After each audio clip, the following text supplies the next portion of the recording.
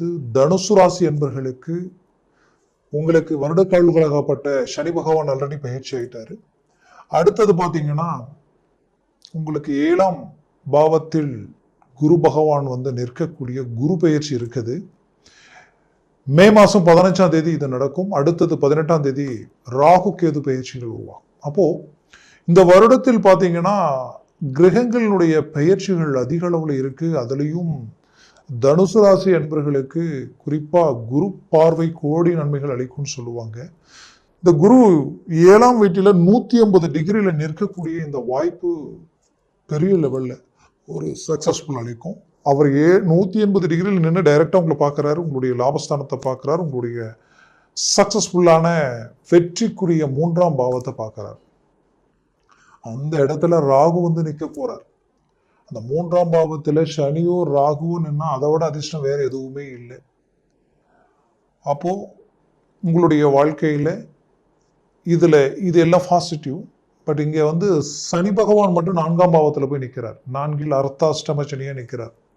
அப்போ அர்த்தாஷ்டம சனி அஷ்டம சனியில கிட்டத்தட்ட 50% இல்லைங்களா, அதுதான் பண்ணிடுமா அப்படின்ட்டு ஒரு குழப்பம் ஒரு பதட்டம் உங்களுக்குள்ள இருக்கும். கவலைப்பட வேண்டியது இல்லை. ஏன்னா இது இவ்வளவு ஸ்ட்ராங்கா சொல்றோம்னா உங்களுடைய லக்னம்ன்றது ஒன்று இருக்கும். உங்களுடைய ஜாதக கட்டத்தில் உங்களுடைய லக்னம் ஒன்று இருக்கும். அந்த லக்னத்தில் இந்த சனி பகவானாகப்பட்டவர் சுபரா பாவரான்னு பார்க்கணும்.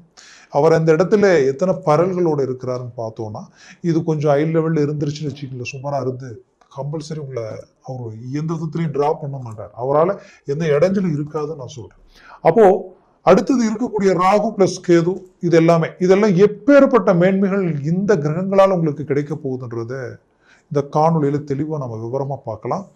ஏன் இதை நான் எவ்வளவு ஸ்ட்ராங்கா சொல்றேன்னா, தனுசு ராசி என்பர்கள் உண்மையை சொல்லணும்னா கடந்த காலகட்டங்களில் நீங்க எதிர்பார்த்து பெரிய லெவல்ல சக்சஸ்ஃபுல் அடைஞ்சிருவோன்ற அளவுக்கு எடுத்த முயற்சிகள் எல்லாமே, எடுத்த ப்ராஜெக்ட் எல்லாமே சக்சஸ்ஃபுல் அடைகிற அளவுக்கு வந்து இன்னைக்கு நாளைக்கு எல்லாத்துக்கும் இழுத்து காரணமே இல்லாத சில விஷயங்கள் எல்லாம் டிராப் ஆகி நிற்கக்கூடிய நிலைமைக்கு ஆளாயிருந்தீங்க. உண்மையை சொல்லணும்னா உங்களை விட குறைந்த முயற்சியும் எஃபர்ட்டும் முதலீடும் போட்டவங்க இன்னைக்கு பெரிய லெவல்ல சக்சஸ்ஃபுல் அடைஞ்சிட்டாங்க. பட் நீங்க நிறைய சிரமங்களையே சந்திக்கக்கூடிய நிலைமைக்கு ஆளாயிட்டீங்க.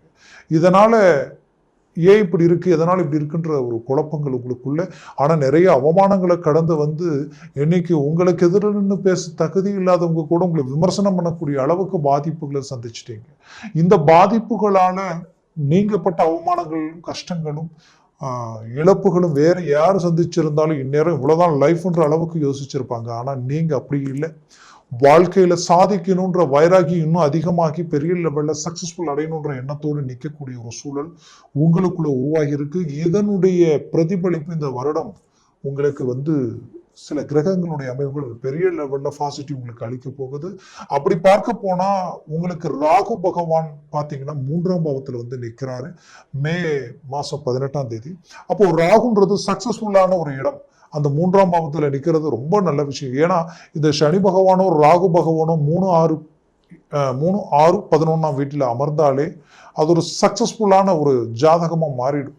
அப்போ ஒரு லக்னத்திற்கு அந்த பலம் கொடுக்கிற இந்த ராகு அந்த 3ஆம் பாவத்துல வந்து நிற்கும் பொழுது எடுக்கிற காரியங்கள் எல்லாம் சக்சஸ்ஃபுல் அளிக்கக்கூடிய அருமையான அமைவுகளை உண்டாக்கிடும். ஒண்ணு. ரெண்டாவது, அந்த இடத்துல வந்து பாத்தீங்கன்னா ராகு பொறுத்தவரையிலையும் கொடுக்க ஆரம்பிச்சா அது அளவே இருக்காது, கணக்கே இருக்காது. தொட்டதெல்லாம் தொடங்கும், வச்சதெல்லாம் விளங்கும் சொல்லுவாங்க. அப்படி எல்லாமே உங்களுக்கு பெரிய லெவல்ல சக்சஸ்ஃபுல் அளிக்கக்கூடிய அளவுக்கு ராகு பகவான் அங்க இருக்கிறாரு. அப்போ நீங்க நிறைய அந்த தொழில பட்ட இழப்புகளும் அதனால அடைஞ்ச கடன் சார்ந்த பாதிப்புகளையும் மீண்டும் ரீஎன்ட்ரி கொடுத்து சக்சஸ்ஃபுல் அளிக்கக்கூடிய அளவுக்கு உண்டாக்கிடுவீங்க.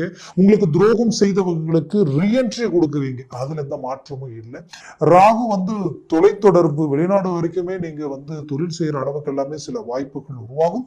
சிலருடைய வாழ்க்கையில் வெளிநாடு போகிறதுக்கு உண்டான வாய்ப்பே கிடைக்கும். கிடைச்சா யோசிக்கவே வேண்டாம், கிளம்பிடுங்க. அந்த வாய்ப்புகள் வெளிநாடோ வெளி ஸ்டேட்டோ இல்ல வெளி ஒரு டிஸ்ட்ரிக்டோ ஏதோ இடமாற்றங்கள் கிடைச்சா தாராளமா இறங்கி செய்யுங்க. சிலர் ஆல்ரெடி செஞ்சுட்டு இருப்பீங்க. அப்போ இந்த தனுசு ராசி அன்பர்களுக்கு வந்து பாத்தீங்கன்னா அப்போ தொழில் ரீதியில வளர்ச்சி இருக்குன்றது 100% உண்மையாயிடுச்சு. அடுத்தது வேலையில சக்சஸ்ஃபுல் கிடைச்சிடும். கண்டிப்பா நீங்க இத்தனை நாள் போட்ட எஃபர்ட்டுக்கு இப்போ உங்களுக்கு இந்த வருடத்துல ஒரு நல்ல ப்ரொமோஷன் கிடைக்கக்கூடிய வாய்ப்புகள் பிறக்கும். அதுல எந்த மாற்றம் இல்லை. கடந்த காலகட்டங்களில் 4ஆம் வீட்டில் இருந்த ராகுவாலையும் 6ஆம் வீட்டில் இருந்த குருவாலையும் வேலையே இழக்கக்கூடிய அளவுக்கெல்லாம் சிலர் பாதிக்கப்பட்டிருப்பீங்க. அவசரப்பட்டு ஒரு இடத்துல இருந்த வேலையை விட்டுட்டு இன்னொரு இடத்துக்கு சடனா மூவ் பண்ணி, அதுவும் போய் இதுக்கும் வழி இல்லாம அவசரப்பட்டு இங்க வந்துட்டோமான்ற அளவுக்கு வேதனைப்படக்கூடிய அளவுக்கெல்லாம் சில பிரச்சனைகளை கடந்து வந்துட்டீங்க. அப்போ இதற்கு மேல் இதுல இந்த இடத்துல ஒரு மாற்றங்கள் பிறக்கும். கண்டிப்பா ஒரு வேலையே இல்லாதவங்களுக்கு வேலை கிடைக்கிற ஒரு நிலைகளை உருவாக்கிடும். 100% கிடைக்கும். டெம்பரவரியா நீங்க ஒரு அரசு உத்தியோகத்தில் இருக்கிறீங்கன்னா பர்மனெண்ட் ஆயிடுவீங்க. அதே நேரத்துல அரசு உத்தியோகத்துல இருக்கிறவங்களுக்கு ப்ரமோஷன் கிடைக்கக்கூடிய வாய்ப்புகள் உண்டாக்கிடும்.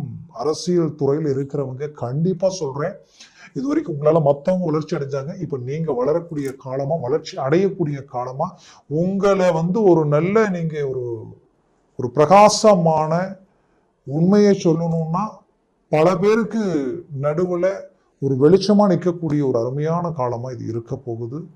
ஆக மொத்தத்துல ஒரு பிரபலமான ரீதியில உங்களுக்குரிய ஒரு காலம் இந்த வருடம் உங்களுக்கு நிற்க போகுது. இதுல மருத்துவத்துறை சார்ந்து இருக்கிறவங்களும் சரி, அறிவியல் சார்ந்த துறையில் இருக்கிறவங்களும் சரி, இவங்க இந்த துறையில் இருக்கிறவங்க புது புது முயற்சிகளால பெரிய லெவல்ல ஒரு சக்சஸ்ஃபுல் அடைய போறீங்க. ஒரு பெரிய இலக்கை நீங்க அடையறதுக்கு உண்டான வழிகள் பிறக்கும். இதுல பெற்ற பிள்ளைகளுடைய வாழ்க்கையில் இருக்கக்கூடிய சிக்கல்கள் தீரும். அவங்களுடைய வளர்ச்சி முன்னேற்றங்கள் டவுன் ஆகுது, அவங்களுக்குரிய மேன்மைகள் அதிகரிக்கலை, எதெடுத்தாலும் ஃபெயிலியர், எதெடுத்தாலும் அவங்க முயற்சிகள் எல்லாமே சக்சஸ்ஃபுல் அடைய மாட்டேங்குது, நல்லது நடக்க மாட்டேங்குது அப்படின்னு நினைச்சவங்களுக்கு கண்டிப்பா அது நடக்கக்கூடிய ஒரு தருணமா இது இருக்க போகுது.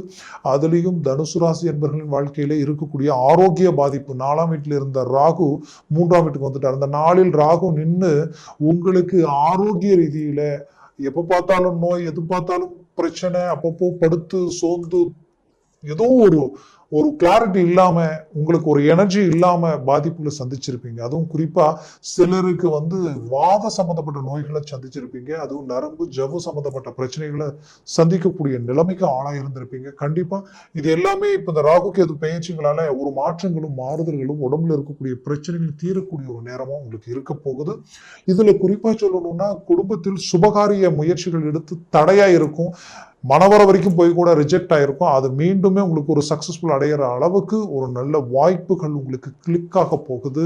இதனால ஒரு நல்ல மனநிறைவு அடைய போறீங்க. குடும்பத்தில் உங்களுக்கு முன்னாடி பிறந்த சகோதர சகோதரிகள் அவங்களுடைய வாழ்க்கையில திருமண முயற்சிகள், சுபகாரியங்கள் நடக்கக்கூடிய ஒரு காலமா இது இருக்க போகுது.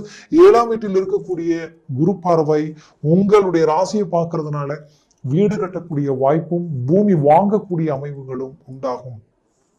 அது மட்டுமல்ல, பஞ்சமஸ்தானம் 5ஆம் பாவம், 5ஆம் வீடுன்றது ஒருத்தருக்கு ரொம்ப முக்கியம். பிளஸ் பாக்கிய சம்பந்தப்பட்ட இடம் ரொம்ப முக்கியம். பாக்கியத்தில் கேது நிற்கக்கூடிய இந்த அமைப்பாலையும் அதே நேரத்தில் லாபஸ்தானத்துல பார்க்கக்கூடிய குரு பார்வையாலையும் உங்களுடைய பிள்ளைகள் உங்களுடைய பேச்சை மீறி கடந்த காலகட்டங்களில் சில முடிவுகள் எடுக்கக்கூடிய நிலைகள் இருந்திருக்கும். அந்த முடிவு, ஏன்னா சனி பார்வை கரெக்டா 5ஆம் வீட்டில் விழுந்தது, அதனால அங்க சில குழப்பங்களும் குளறுபடிகளும், அவங்க வாழ்க்கை ரீதியில ஒரு சில சிக்கல்கள், எடுத்த முடிவில் இருந்த மீண்டும் வர வாய்ப்புகள் இருக்கா அப்படின்ற எதிர்பார்ப்புகளோடு இருக்கக்கூடிய உங்களுக்கு கண்டிப்பா அது எல்லாமே உங்களுக்கு சாதகம் அமையக்கூடிய ஒரு காலமா இது இருக்க போகுது.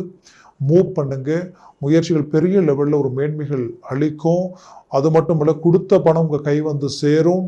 அதுலயும் குறிப்பா சொல்லணும்னா, உங்களை விட்டு விலகி போனவங்க, இவங்கதான் வாழ்க்கை, இவங்கதான் எல்லாமே அப்படின்னு நினைச்சு நம்பிக்கையோடு இருந்தீங்க, கடைசியில் அவங்க உங்களை உங்களுக்கு துரோகம் பண்ணிட்டு போகக்கூடிய நிலைமைகள் எல்லாமே சந்திச்சிருப்பீங்க.